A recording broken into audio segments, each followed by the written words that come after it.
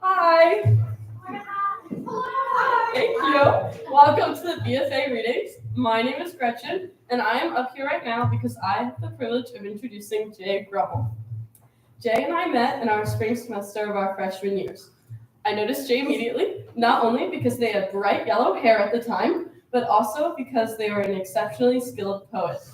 Jay's poetry is so impressive that when I found out junior year that we were in a poetry workshop together, I almost transferred out of the class because I was so nervous about them looking at my poetry. In fact, Jay is such an incredible writer that even though we met as freshmen, I was too scared to have a one-on-one conversation with them until senior year. If I could change anything about my college experience, I'd make us become friends a lot sooner. In a moment, I'm going to talk about all of Jay's accomplishments, of which there are many, but I first wanted to say that outside of writing, Jay is an incredible friend, and I'm so incredibly blessed to know them. You don't really know kindness and empathy until you have a friend like Jay, and I hope that everyone gets to experience that at least once in their life. So Jay's poetry has been published in Sink Hollow, Short Vine, Prairie Margins, and is forthcoming in Polaris, The Bookends Review, and Slab. In addition to poetry, Jay has written 2 librettos, and for their honors project, they put on a production of one of these called Souls for Abigail and turned it into a 45-minute opera fully set to music.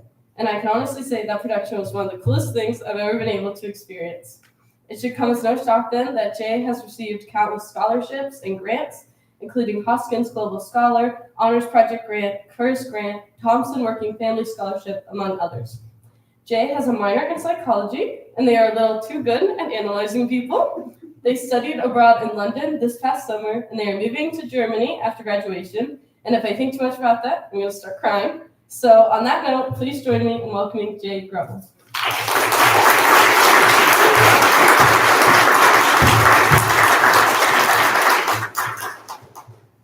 Hi, I'm Jay. I was introduced really sweetly by Gretchen. That makes me more nervous to read, actually, but we'll just get into it. We'll start with like a little bit weirder poem that I actually wrote in that workshop that Gretchen talked about almost dropping out of. So that's life. It's called A Phone Call with a Surrealist. Good morning, dear goose. I sold my soul for violin strings and frozen litter. Tasted clouds, smoked strawberries, and drank Zeus's bones. Throat soaked with mint, eyes dusted with wrathful angel wings, and liver squeezed to pools of maple syrup. When the moon glows hasty orange, the sun crumbles to ash and then burn.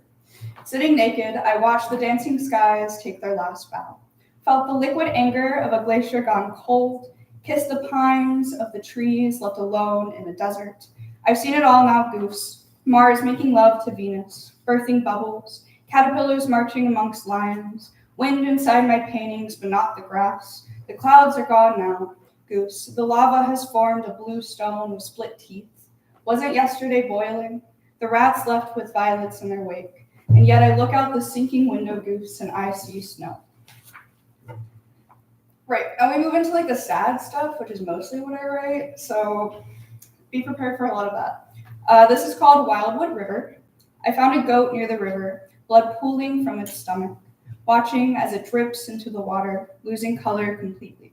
My hands cup warm liquid, never able to hold enough to save it, give it what it's lost. I let my hands linger in the sink, water glides off my stained fingers. I let the words still choke in my mouth. I forgive you. The table held a silence as the moon came, his knife's handle carved from horn. I stare at him, watching his fingers pick apart the meat, tongue finding the leftovers, the familiar silence of cruel desire. Tonight, when my eyes find the mirror, there's a goat, lifeless where my head is meant to be. My hands dried, crusted blood clings to the creases of my knuckles. Ears no longer filled with rushing water. but left with muted sound. My eyes meet the goat whose head sits on glorified silver, condemned to a centerpiece. Now we go back into surrealism. Forests sleep through storms. They say the throat is scornful, that it holds onto the soft, slow blurs of crows, with wings of mud and beaks cool as rock. And these unknown times the lilacs sing, our song of Sodom. I found belief in stars whose hands bite their own mouths, with anger perked in our rabbit ears. This was our ruin, tongues dressed in cigar. The ashes breathe leather teeth that crack the root of snow. Do you remember the sanctuary? Hummingbirds danced to our company. Ivy sprung to life, grew through the earthquakes. The night was greeted with morning palms. The autumn came soon after. What an odd way memories betray us. Mother always did whisper, never kiss the sharp-eyed dogs. This piece is Lullabies. I wrote it recently, I guess is the best way to put it. I was 16 the first time you came. My body cried, and you left. From then I could feel you in the steam of my morning coffee, hands wrapped around my fingers. I could hear you in strangers, guttural, elated, fulfilled. I could see your eyes in every man I've ever loved, in every bend of my skin. And though we will never truly meet, I hope my crude voice might be soothing now. I thought when you came again, the clocks would be just right, but their hands read 7, and it was still night. The death of birth, the cruelness of Freya to choose twice. Before you go this time, I need you to know I would have loved you. In the weeks my fridge lay empty, bottles of milk and unnatural light. In the years my clothes are worn, tears in each one. There's glimpses of you coming down the stairs in fresh cotton, wearing the smile of my mother. And in the times of your frustrations, slam doors with every argument, telling you wish I never had you, I would have loved you still. And in the pills I have to swallow, I am sorry I could not bear. This one's called Stained Vanity, and it's after Iago's Mirror by Fred Wilson. It's an art piece in the Toledo Art Museum. Yeah, Jamie knows what I'm talking about. I love that one. Stained Vanity. I have seen her fragmented, with pupils swollen, overfilled to black, not mourning the absence of color. My neck tilts, revealing her skull to be a collection of shards. Yet always her mouth curls up, the corners pointed to satisfaction. Tonight the moon strikes her. Rotted prisms spark back at me. I peel along my damaged skin to scrape the imperfection, with hopes my blood gives her new life.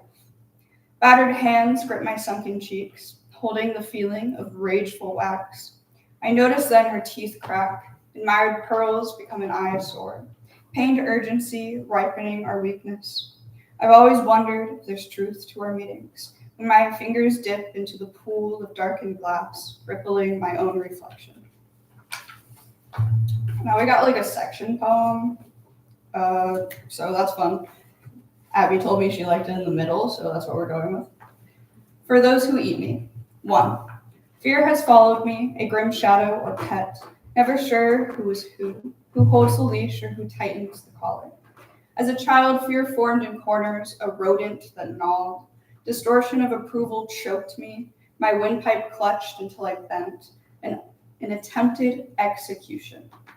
When he found me, he held me, and I heard the griffin circle, with screeches, one after the other, a rhythmic trance, a beginning. They told me to run. 2. It's time. Your body lay bare on the cold metal table, limbs restrained for convenience, for access, for ease. They tell you they will start slow and soft, a small and precise slit to your head, a needle brutal enough to break bone. It's then when they do their dirty work, the unspoken mend, the unapproved removal of memory from body. 3. You'll wake, your body foreign, you'll scream, not recall when you started. You'll thrash, bite the air with no intended victim. You'll fall still, with the purrs of a docile cat who does not know how to hunt. 4. I remember the birds. 5. Summer was long, stretched itself around the trees and our wildflowers, never allowing the sun rest, not until the first snow. It was near the hollowed out ground where they buried her, dirt thrown to her, no casket. I wrote, there is no death without rebirth. 6. I remember the dead sparrow, the one he wrapped with cloth, pressed his lips to the linen-covered skull, his ritual meant for loved ones. I remember when it was my funeral, he spat on the grave. 7. It's now that I tell you about removal, how your decay will only come back to find you, to rot you. In the glass, no one hears the birds sing. This one's called Festival of Porpine. This one did just get picked up by Slab, so that's a slay. Festival of Porpine. Another autumn moon afflicts humans with metal mouths. The taste of dream ego lingers, sour in their carved-out throats.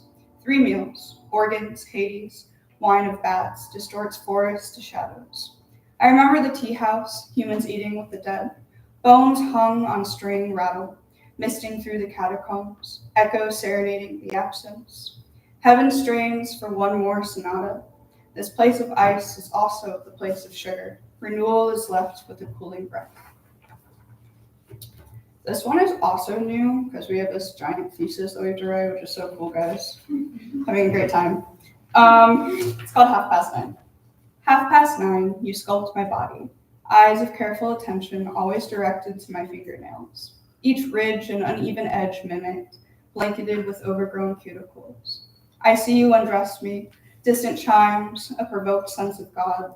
As you hold me bare, skin to skin, I know this is how you keep me, cleansed only by your determination, a defense to the parts of me already gone. Tonight you return to our rusted tub, the faucet quiet. You shove my clocks deep into the overused water. You count the seconds until the hands stop. It's Tuesday now, and I fear tomorrow will not strike Wednesday. Our wall is now empty, yet the past must hear the ticks, even now. A dulled out reminder. You tell me it's time, I say not now, but then. You hold my cheeks the way my grandma did, a silent ask. Perhaps yesterday was this morning, when you needed me to swallow those tiny moves. In the beat of your watch, I bite, crushed craters between my canines, laughter and meter to the tick and talk of a crooked smile, coated in white dust. Moving back to surrealism, because those are really hard and heavy, so let's take a little break. This one is called My Coffee Run Cold. Fishbowls sing to empty rooms, guppies sway from silk rope. The house burns, 1,000 fruit flies. Mother always did scream, hymns from the gas station's roof. There's a sound. Plants on my ceiling grow towards opal herds. Sipped milk steamed with worms and fur. There's a poetry in the way eggs are born in strawberry shells and ribbons, calling for father with the crack of a neck. Hummingbirds were never meant for rest. Home is glass, painted in televisions. Wind chimes eat the static. Wooden ravens swim through clouds. Organs stem from tears and Saturn. Fingernails of lace, lips of dice. The noose floats woven from Bible paper. Silver crosses are the killer, throats weighed down by breath. Our verdicts squeeze the hearts of owls. Autumn only springs for the cry of hounds, their melodies in a constant whisper. My tarot cards predicted rain today. Silent droplets. This one's called the Aurora Sanctuary.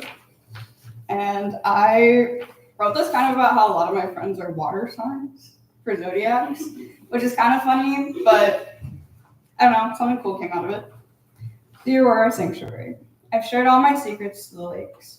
They reply only in soft murmurs, a small gesture towards understanding. I know all those I love are born of this water. Their ease carries through connection, the constant stream of acceptance, life and cycles, their bodies always anew. I tie tethered to the earth's moss, surrendered to the calls of red-bellied woodpeckers. When their search for love proves to be useless, their taps become violent in nature.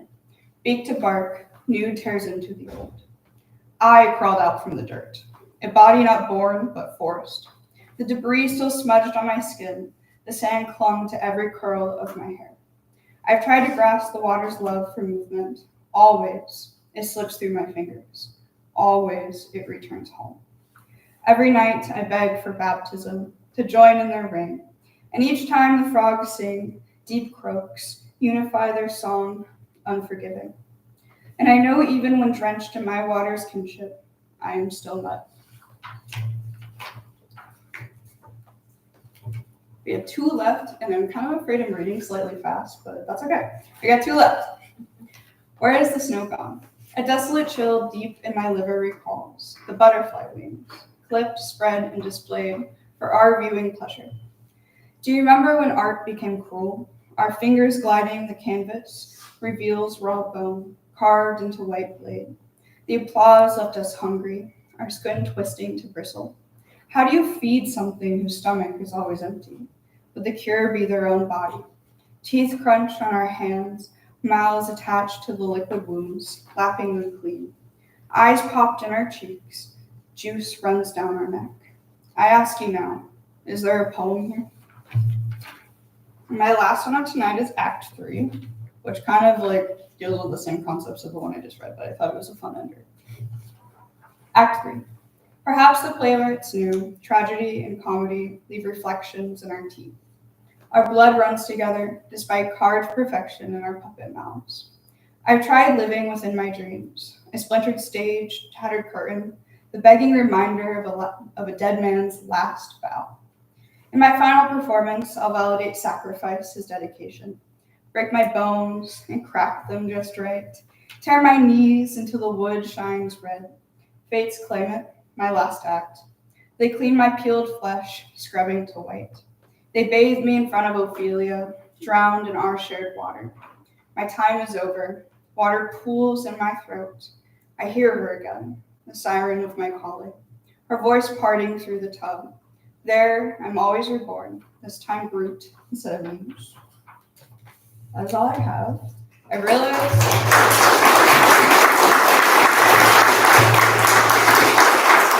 Thank you.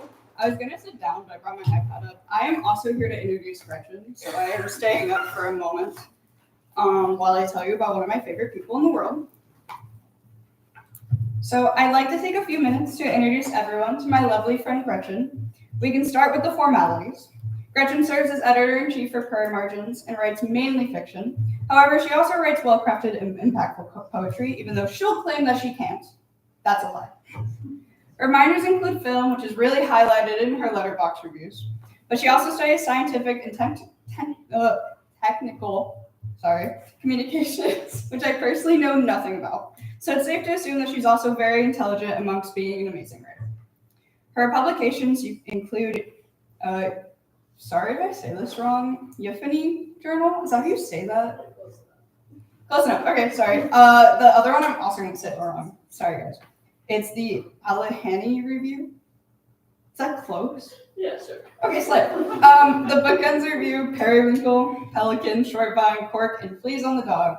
I apologize. I have a speech impediment. I can't read, so we're going with it. But I want to tell you more about her rather than just the average bio that you'd always see in publications. Gretchen and I have become very close friends in our last year at BG. However, we seem to be playing friend tag for about 3 years, which we already said. We've had a few classes together over the years, which included our 3,000 level fiction workshop before our poetry workshop junior year, where I apparently asked her, why do you not write anything funny? And now this may be seen as a dig towards her work, but I, a very non-funny person, was extremely jealous on how easily she got people around her to laugh and wished to see it on paper as well.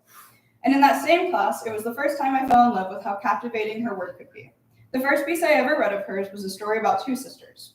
One being kidnapped as a baby, and you would assume that the narrator would be the one that was kidnapped. But instead, we as readers were in the mind of the other sister, the one who was hurt by the situation in a different way, the one who in real life would have been forgotten about amongst the chaos, the one who lost everyone in their life. It was reading the story, I thought there was something incredibly different about her, and especially her craft, but mainly about her.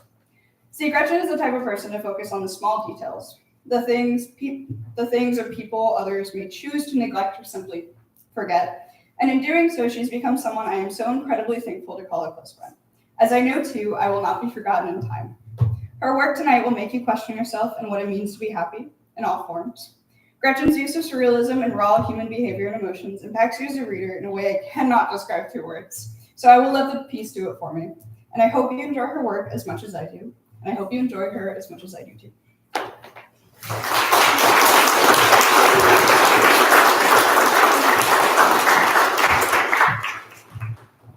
Thank you, Jay. It's very sweet. Sorry in advance if you can't tell, I am a little sick. So we're gonna get through it together. But this is a fiction short story. It does have about 1,000 words removed to make it fit the time, but I'm sure I'll be fine. So I'm just gonna get started. Evelyn was the kind of woman who always made you think she was coming back.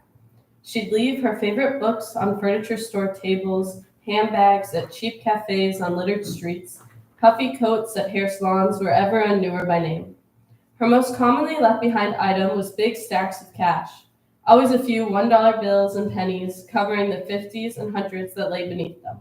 When she'd leave her mark on my apartment, I would stockpile these items, lay them out on the kitchen table for days at a time. That way, she'd think I wasn't a thief. Then, she'd take 1 or 2 items off the pile and leave the rest in extras in its place. The routine continued. I have not seen Evelyn in 5 days, which is fine and common and fine. The last time I saw her was Tuesday. I had taken off work early, only to drench myself in sweat on the walk back to my apartment. I smelled disgusting, and I had forgotten my keys somewhere, so I had to wiggle my locked door for 2 minutes before it finally gave way. Evelyn hadn't texted me in hours, and I was lying on the sticky kitchen tile for 45 minutes before mustering the courage to cook a hot dog in the microwave. Then Evelyn walked into my bedroom, and I was clean. Tuesday was 5 days ago, which is fine. I walk aimlessly with music blasting in both ears, never turning back, never checking if a car is following me, because if Evelyn is watching me, and she knows I'm looking for her, she'll never come back. I do not know where Evelyn lives. I do not know Evelyn's last name, or her age, or her occupation. Some days, I'm not even certain I know what color her eyes are. They'll be brown one day and blue the next. She wears neckties, then full-length gowns, then sweatpants and Crocs. Her teeth chipped in her gums, but they're always perfect. She's always perfect. I go down dark streets in my interpretive version of the way back home and end up in a swarm of gnats by some rundown pizza place dumpster. I don't recognize my surroundings, but in a few hours the sun will come up, and I'll pick a direction to walk in. And when I get home, Evelyn will be waiting. And even if she's not, some leftover clue of hers will be. But right now, it is dark, and all I have in my pockets is my apartment key, a half-dead phone, and an old gum wrapper. I wake up a few hours later by an ugly old man asking about recycling. I don't work here. I tell him. My hair has become fixed to the dumpster, and I have to rip it off in little chunks. I check my phone. No texts, no missed calls. Evelyn isn't exactly the type for online communication. She just shows up. She's out looking for me right now. She's worried. My phone rings. Hello? I breathe loudly and accidentally slam my head against the dumpster. I'm here. Let me up. My sister. Fuck. You're here? We literally texted about it yesterday. Let me up. My sister, Bridget, is not a good person. She's 4 years older than me and has always thought herself more of a mother than an older sister. When Dad died last year, her self-inflicted parentification intensified. She hates my apartment. She hates my life. She hates Evelyn, so I hate her. Valerie, I'm not home. You're not home? She can't believe it. She can't believe I have anywhere to go. Where are you? Did you sleep here last night? No. Send me your location. I'll come to you. I breathe. She snarls. Just do it, she says and hangs up the phone. Bridget appears 8 minutes later in her husband's car. She doesn't see me at first and slowly tiptoes around the lot, her eyes flickering back to the car every few seconds or so. Since I last saw her at Dad's funeral, her face has drooped, but her lean figure remains the same, perfectly contained in her leggings and form-fitting athleisure shirt. Eventually, she drops her mascara-baked eyes down to my level and stops. Are you on drugs? She asks, and she means it. No. Are you? Bridget clenches her jaw, and I can almost hear her teeth scratching. Get up, she says after a moment, and before I can respond, she walks back to the car and gets inside. I rise slowly. I walk over, making sure to step in what I can only hope is actual shit before climbing into Bridget's car that reeks of home-brewed hand sanitizer. I'm concerned, Bridget says as I adjust. She reaches over and pulls the seatbelt over my lap and clicks into place. Concerned, like, what am I supposed to say? You just slept by a dumpster? Is that normal? I turn away, so she knows I'm not interested in her small talk, and focus my brain on other, more important things, like how to get her out of town as fast as possible. She's never met Evelyn, but that doesn't stop Bridget from hating her. When Evelyn first came into my life, I could feel Bridget's disapproval from miles away. So I left breadcrumbs for Bridget to discover our dissolved relationship. I ignored her text, blocked her on Instagram, erased her birthday from my calendar. I thought she'd catch the hint, but I still get her Christmas card and birthday note with Chris 20s inside. If it wasn't for Evelyn, I'd have disappeared completely. Bridget parallel parks in front of my building. I have no idea if she's been talking. Thanks for the ride. I release the seatbelt quickly and swing open the door, dinging it on a tree in the process. I'm going up with you. I'm good. I don't care. She circles the car and latches onto my arm, her wedding band imprinting on my sensitive skin.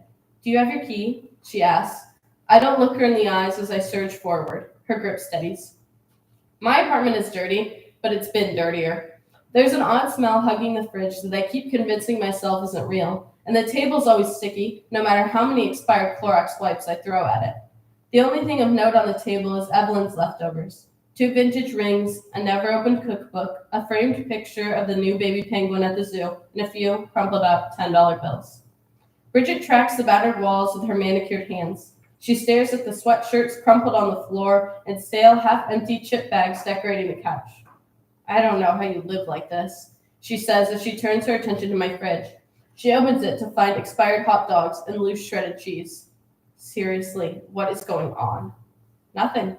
This isn't nothing, she says as she releases the fridge door. You can't live like this. Thanks for your opinion. Val, I'm trying to help. Bridget continues her investigation as she narrows her eyes at various appliances and fallen trash bags. I know you're smarter than this. You cannot think this is good. Did you come here just to judge me? This isn't judging. This is not wanting my sister to live in filth. This, she gestures around, isn't normal. Okay. She stops for a moment before bringing her hands together as she forces a sharp inhale. Please, just tell me what I can do to help. She raises her eyes to meet mine. Whatever it is, I don't care. You can come live with me if you want. I talked to Jeremy about it, and he said we could renovate one of the office spaces into a bedroom. She says all this with poise and perfect posture, like she's waiting for the cameras to flash and someone to walk out with her Nobel Peace Prize. Why would I do that? Her shoulders break the mold, and she takes a step closer. Her hand flickers in my direction before falling to her side. You don't even have to talk to us. You could have your own bathroom and space. I hate Bridget. I hate how much she hates me. I hate her stupid, non-profit managing husband. I hate her tilted head and the slow way she talks and the way she opens her body posture because some 23-year-old therapist told her she should. I hate the way she holds her wedding ring and how her eyes won't blink and the way her face wrinkles. I hate the sound of her throat clearing. I hate the generosity she never runs out of. I'm good. She turns away for a moment, spinning so fast on her heels I think she might break her ankle. Valerie, I love you, but I don't know what to do about this. You don't have to do anything. You can leave, actually. I brush past her, though her body is rigid. I open the door in case she forgot where it was. Please, let me reach you. Her words dangle hopelessly in the air. She lingers, and for a moment, I see her foot rock in her shoe. She stumbles, but she doesn't leave. She lowers her gaze, but ventures forward. There's not much space to go, but she sits and fits in perfectly. What are you doing? You won't come with me, so I'm staying. Bridget has the luxury of such performances, and although her plain face meshes well with the various shades of beige surrounding her, she pollutes the room like a too strong perfume, and she cannot stay. If she does, I don't think Evelyn will ever return. She's supernatural in that sense. She can sniff Bridget out, and if she knew Bridget was here and taking my time, my space, my brain, she would decide there was something better out there, pure and untainted, and I could never prove otherwise to her. Bridget cannot stay, because if Bridget stays, I can never be saved, and I won't move, and the only difference it'll make is that we'll rot in these walls together, and when we do eventually die, the police will find 2 nameless skeletons that some poor neighbor smelled through the walls. But actually, that's not true, because Bridget has people. Bridget has a husband, and I wouldn't be surprised if she has kids too, with dumb names and dumber spellings. Her disappearance would be noted, and she'd be saved from this place. But because she already poisoned Evelyn against me, I'd still be alone. So Bridget cannot stay. In her corner, Bridget is loudly yabbering over something unimportant. She's mostly just talking to her phone, but every once in a while, she'll try to show me one app or another, or maybe it's all the same app. She talks about making decisions, but doesn't make them. She grows frustrated with my lack of communication and shoves glowing options of tacos and pizzas and anything fast and cheap in my face. When was the last time you ate? She sounds like Mom, or at least what I remember Mom sounding like, because Mom was not tech savvy enough to find out how to contact me after I blocked her. It doesn't matter, but Bridget continues because Bridget gets what she wants, even if she's the only one who wants it. Maybe you should go pick something up, I tell her. She does not rest the phone. You'll lock me out, I know you. Bridget is an idiot, because if she really knew me, she would know that a raccoon could outsmart the lock on my door. Can you tell when you're not wanted? I ask her. For the first time in a long time, Bridget smiles. But as with all things Bridget, it falls. Yeah, I can, she says softly, as if covering for something. But I want you around, and you didn't really give me a choice. I wake up. Bridget has given me a choice. I nod at her, give her 1 second for her eyes to refocus to the screen, and walk out the front door. I stumble down the stairs, but my jump lands, and I fly away into the stuffy, fried air. I run, and the direction is right, and I am right. And if there ever were footsteps behind me, they have been suffocated in the breeze. I have a plan. Find Evelyn. And if I can't, I'll float around town for a moment until I grow tired, and when they take me back to that sterile hospital bed, I know who will be waiting at my side. For now, though, I have freed myself from Bridget's suffocating presence. I float along streets, waving at sneaky squirrels and curious caterpillars. I remember why I decided to leave my hometown, whenever that was, wherever I originated. Day turns to night. The corners lose their interest in me. I hold my breath around pedestrians, determined not to let anyone pollute me before I get to her. But after a few hours, I grow more tired than I should, and there's no flashing red and blue lights. I am not weak, so I call her. Bridget picks up first ring. Where are you? Her voice lacks the worry it normally attempts to conceal. I'm not sure. In a rare moment, Bridget does not speak. I can't even hear her breathe. She comes to. Why are you calling? Bridget is not a good person. I transcend to hold her hand and speak slowly. Can you pick me up? Another silence. Bridget is not a good person. She continues to prove that over and over again, and she spits it in your eye whenever she can. Whenever you let her get close enough, she bites. Why? Do you want to come home? I want you to take me to the hospital. I cannot hear what she is doing on the other end. Groaning, crying, her theatrics, a long, deep, agonizing sigh. I'm not doing that, Valerie. Bridget is a horrible person. A person who goes out of her way to ruin things. You won't put in the work there, she finally resumes. She cracks. Even her own mouth cannot handle her poison. But you can come back here, and we can go to mine tomorrow. I hang up and send her my location. She takes her time on the drive. When I get in the car, Bridget consumes me with haggard eyes. I play her game. You can take me home, but I'm not going to yours, I tell her. She nods slowly, and we begin our drive. It should go without saying that Bridget is a terrible driver. She appears to speed into potholes, enjoying the rush of her head rising to the rooftop. Her hands twitch, always darting to the wrong sides at the wrong times, and she leaves her blinker on too long or never has it on at all. Her mirrors cannot afford a glance, and naturally, she has a terrible sense of direction. Eventually, I can't take it anymore. Turn there, I say, but she doesn't seem to hear. Bridget. She can hear me. She thinks I can't tell the difference, but I can. And she keeps going straight, missing everything. Bridget, you're wrong, I tell her. Nothing. I turn my head to look at the back, so at the very least, I can try to remember the way back home. But her clutter-free car is suddenly filled with oddly shaped totes and duffel bags. What is this? I ask, and we accelerate into the left lane. Bridget, what are those bags?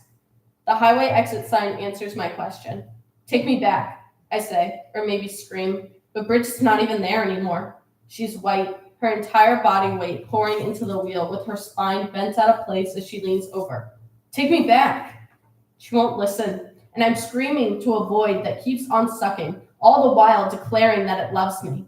She won't listen, and I can't make her. I'm trapped, suffocated behind a seatbelt where the buckle seems infinitely far. The brakes won't catch. We will keep moving forward, and I cannot stop it. So I scream. a rupture that crawls with sharpened nails out of my throat. My blood vessels strain, but I can't stop, and she won't listen, and it's pulling out of me through all my dirty holes. I feel my own fists pounding on my exposed legs, a pink that lingers. There's nowhere for it to go.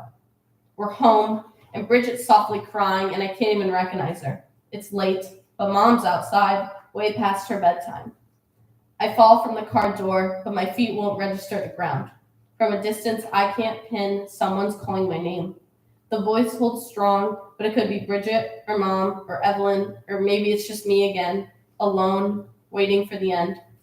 Mom holds me. I know it's wrong. I know Evelyn is out there waiting for me, her own rain forming. I know it's wrong. I know I'm letting the wrong person hold me. I know I failed.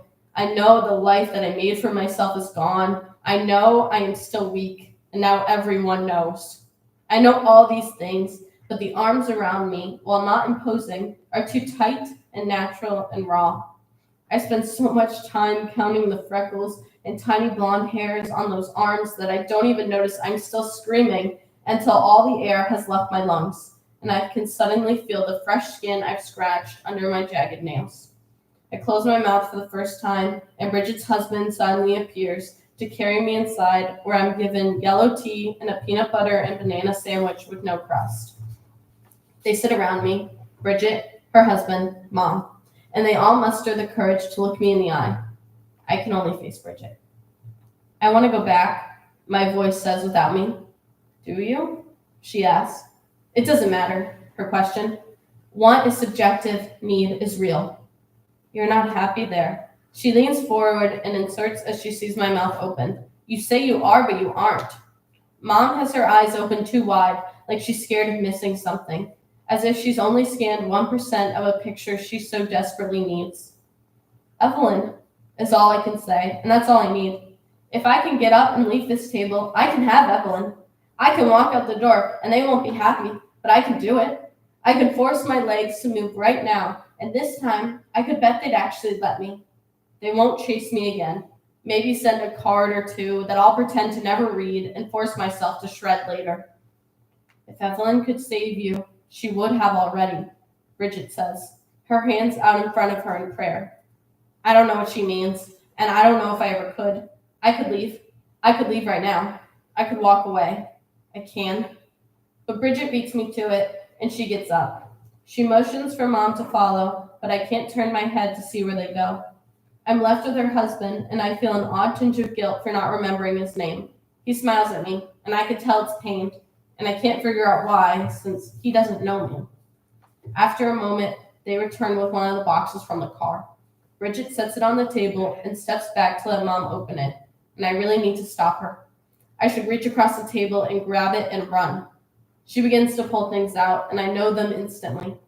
A snow globe of the Eiffel Tower, unopened laundry detergent, rusty pennies that have been crushed under train tracks. Evelyn's. I know they're about to break them, or sweep them off the table, or throw them in the trash, but Mom is delicate. She sets each item down like it might crumple in her fingertips. She still smiles at me. I should leave. I don't want to take Evelyn away from you. We don't want to do that, Bridget says so quickly her words smash into each other. She pushes the box towards me. Keep it, call her, whatever. She doesn't call, is all I can manage to say. Val, Bridget says as she kneels beside me. I don't know how to help you, okay? But I will do anything in my power to make you happy. And if this, she gestures to the items in the box, makes you happy, that's okay. If Evelyn really makes you happy, I am so happy for you. I just hope you can let me in on that happiness, even if only for a bit. Mom is crying again. If you really want, I'll take you back tomorrow, she says as she stands. I can only look up at her. I think I should take her keys and leave. I think that's the right way, but she hovers, and Mom's arms are so close to holding me again. So instead, I just stare at her. Tomorrow, I will leave because that is the end of this story. I know Mom will cry and tell me how terrible a mother she is, and no one can tell her she's wrong, because how can a good mom have a child that lives like this? I know Bridget will lose interest because she always loses interest. The cycle must cycle. Tonight, though, I have only the faces in front of me and the soft kitchen glow. The facade has not fully broken yet, and I know how to play along. Thank you.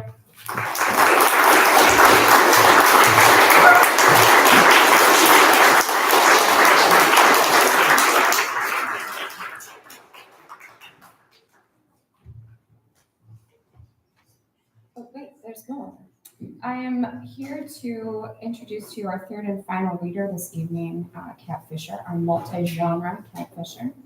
I have worked closely with Kat on the staff of Prairie Margins, as well as on her honors project. In fact, Kat's project was directed toward you. Kat is a business student in addition to a creative writer, and she researched how the career preparation, internships, and outreach used in business might be revised to benefit creative writers and literature students. How might faculty and staff in English better prepare you? It was an important project and emphasized Kat's public service nature. When asked about her favorite part of the creative writing program, Kat told me it has been people that she has met. She's grateful for the myriad people and personalities in creative writing, both instructors and friends turned family. That interest in people, their ideas and feelings will be evident in her work tonight. Kat is a keen observer and colors in her people and places with great care. Please join me in welcoming Kat Fischer.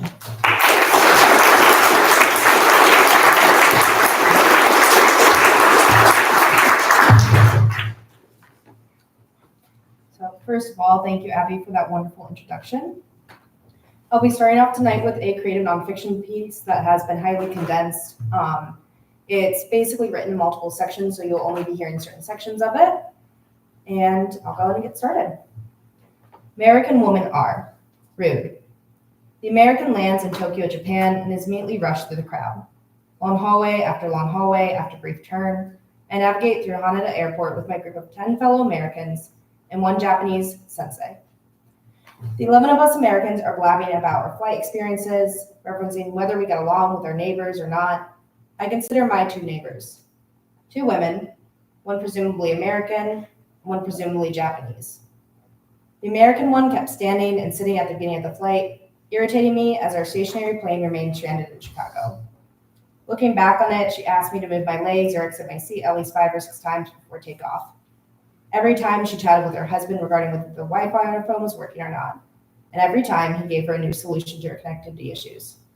I learned from their conversations that they had a daughter, how perfectly nuclear. Meanwhile, my Japanese neighbor remained silent. We were both on the outer edges of the 3 middle seats on our shared international flight. She spoke to me once, maybe, with simple English asking if she could get by. Sometimes I overheard her conversations with the flight attendants. Her Japanese would be faint, quiet, polite. Nothing rude or brisk as she interacted with the service workers. Nothing obstinate or improper. She remained seated for most of the flight, the embodiment of sit still look pretty.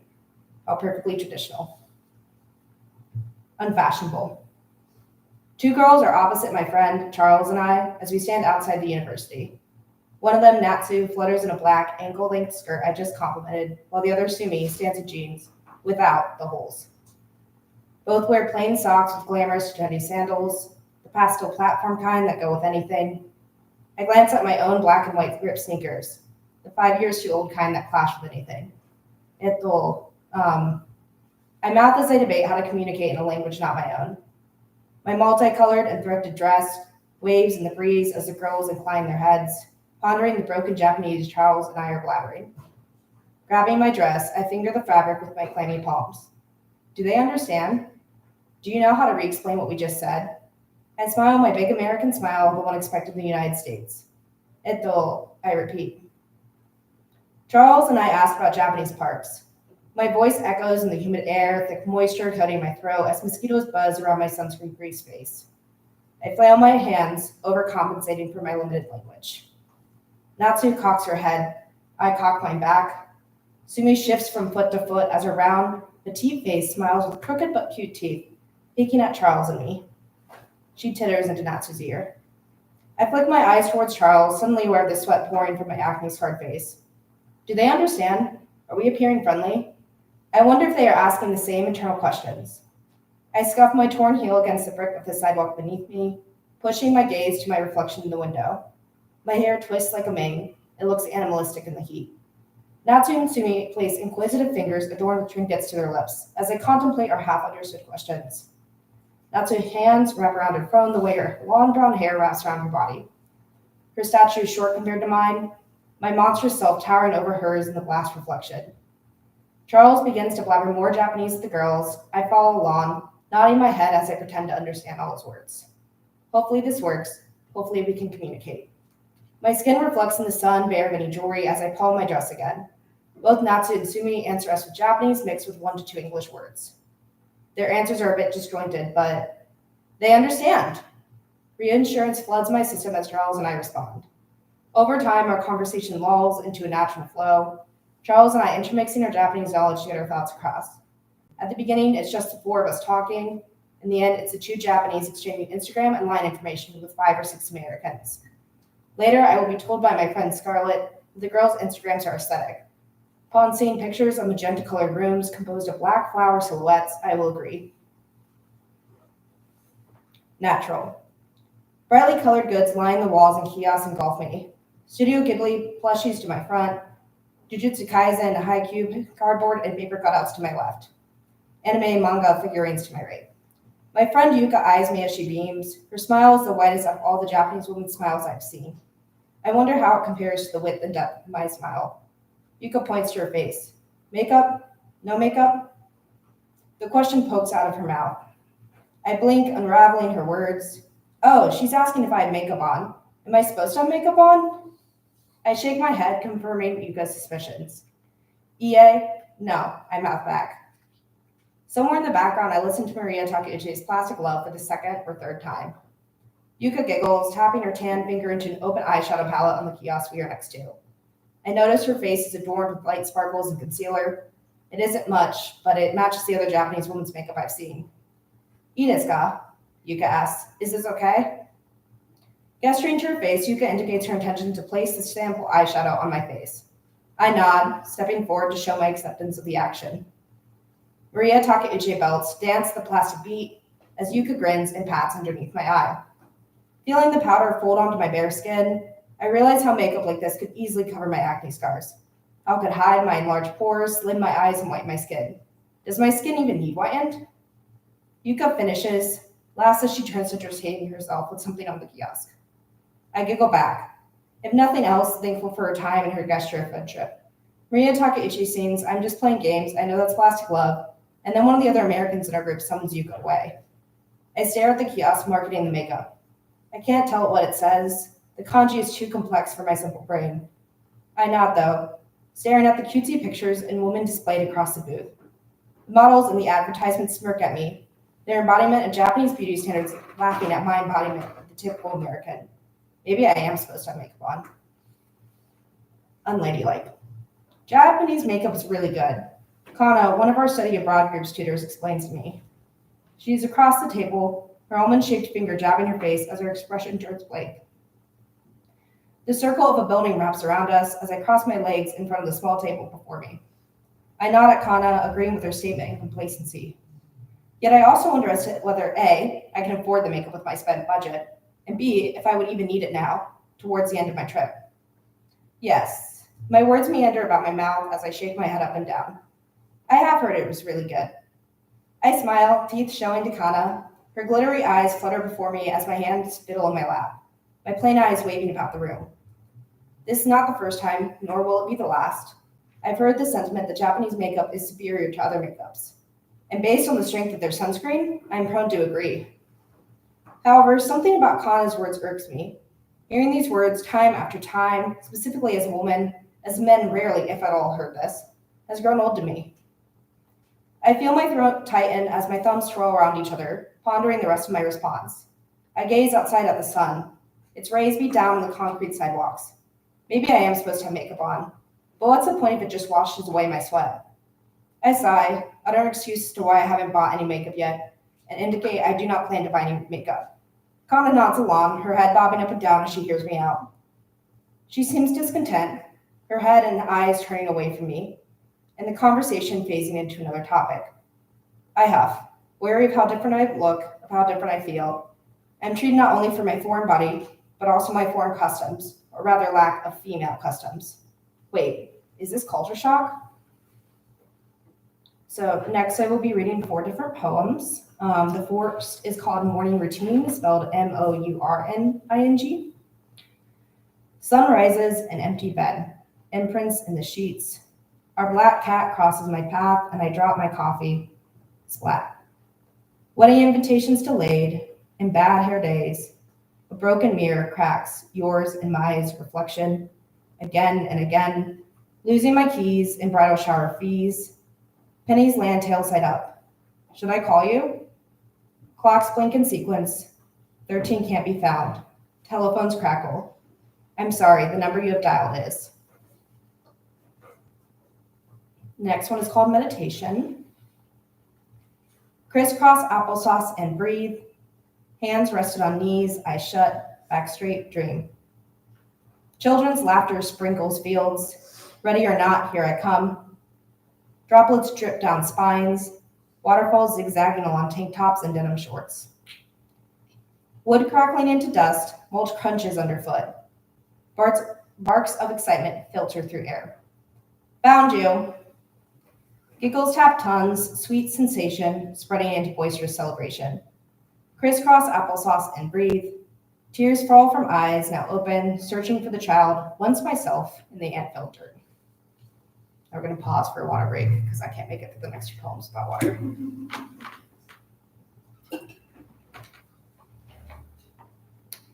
The third poem is called Will-o'-the-Wisp. Blazing damsel dips from darkness, and serpents slither across slick grass. Spirit's eyes match mine, halos of temptation bouncing across the bog. Her silhouette flickers, flame unfurling in front of my flesh, ghostly breath gracing her lips while mine quiver in the quiet, night obscuring our orbiting bodies. Blue luminescence blooms into fire, blurring me, deeper and deeper, pulse kindling into passion. 11:11, twin bodies intertwine, fiery fury flickering into madness, figment of my imagination. So this next poem will be my last. It is called The Fear Inside Me. Bird. Once my mother whispered of death, her secret flickering underneath his eclipse. You'll meet 3 creatures she cawed and cooed, baby bundled in her arms. Tears sunk as she mouthed her lullaby of hushed silence, soothing me to sleep, lunar light prowling in our shared dreams. Men Arsh. The first, red and wrinkly, materialized in the bathroom. He was dipped in blood, clots dribbling down his shedding skin. I cried, the floor painted crimson, consumed me with a mouth muffled by the scent of iron. Scarlet layer atop scarlet layer, my flesh coddled by the basin, bathed in blood. I cleansed myself, hoped you would not return, but the moon called for the tide. Scopoandrophobia. The second rattled and rolled, an apparition of my new adult age, his body buried in black, clanked and clattered, a silhouette masked by umbra. He carved his brand into his banshee's prey, bay lurking beside me. Hand over my mouth, eyes like crescents, he shaded me, stalked me, a never-ending shadow, only I could see. Sponsa and sponsa.